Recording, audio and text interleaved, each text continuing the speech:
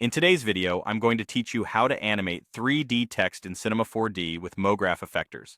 We'll start by building clean 3D text, then set it up so each letter can animate independently, and finish with a smooth, professional motion using effectors. Open Cinema 4D and create a text spline from the Create menu under Spline. In the Attributes Manager, type the text you want to animate. Don't worry about style just yet, we'll refine it in a moment. Next, give the text depth. Add an Extrude object from the Generators menu, then drag the text spline underneath it so the text becomes a child of the extrude. Now, your text has thickness.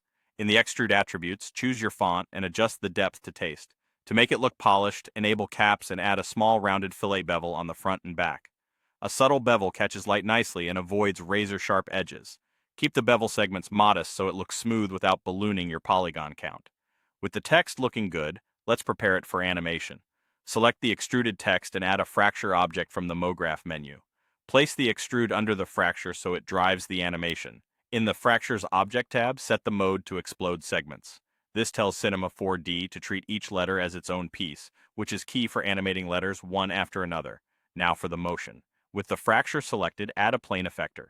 In the effector's parameters, enable position and push the letters along an axis, often Y for upward motion or Z for depth. To make the letters animate sequentially, add a linear field to the plane effector. Position and rotate the field so it sweeps across your text from left to right. As the field passes over each letter, that letter will move, creating a clean, readable reveal. Animate the field by keyframing its position at the start and end of your timeline, or simply move it in real time to test the timing. Adjust the field's length and fall-off for tighter or broader transitions. To add fluidity, apply a delay effector to the fracture. Set the mode to spring for a natural, elastic feel and tweak the strength to control how pronounced the follow-through is. Too high can get bouncy, too low feels stiff. Blend mode also works for soft easing if you prefer a subtler look.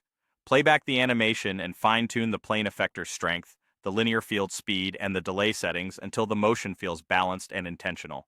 That's your polished 3D text animation ready to render.